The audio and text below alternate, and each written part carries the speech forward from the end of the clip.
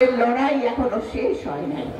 সেই লড়াই আমাদেরকে এখনো চলতে হবে, যে পর্যন্ত আমাদের মা বোনেরা, আমাদের সন্তানেরা, আমাদের জনগণ সত্যিকারের বাক স্বাধীনতা, সত্যিকারের স্বাধীনতা, সত্যিকারের বেঁচে থাকার অধিকার, নাগরিকের পূর্ণ মর্যাদা পায়, সেই পর্যন্ত আমাদের লড়াই করে চলে যেতে হবে।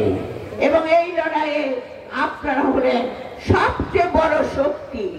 কারণ বাংলাদেশে প্রতিটি যুদ্ধে নারী সমাজ সব সময় অগ্রণী ভূমিকা পালন করেছে।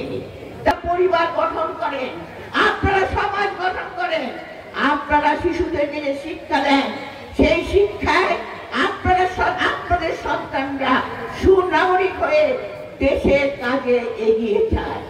আজকে আমাদের মা বোনেরা, আপনারা অনেকে এসেছেন, আমাদের মা বোনেরা অনেকে শিক্ষিত হয়েছে, আমাদের খাদ্যের বিনিময়ে খাদ্য শিক্ষা, আমাদের মহিলাদের উপবৃত্তি, আমাদের যৌতুক আইন, আমাদের পুলিশের মেয়েদের নেওয়া, আমাদের গার্মেন্টসের চাকরি করা, সবকিছু হয়েছে ধানের শীষের কল্যাণে। শহীদ জিয়া, দেশনেত্রী বেগম খালেদা জিয়া সেই কাজ করেছেন, মেয়েদেরকে এগিয়ে যেতে সাহায্য করেছেন। আপনি শুনেছেন, আপনাদের এখন কাজ হবে। আজকে আমরা মাগুরার 1 আসনে এসেছি। আপনারা প্রথম নির্বাচনী প্রচারণা মাগুরার 1 আসন থেকে।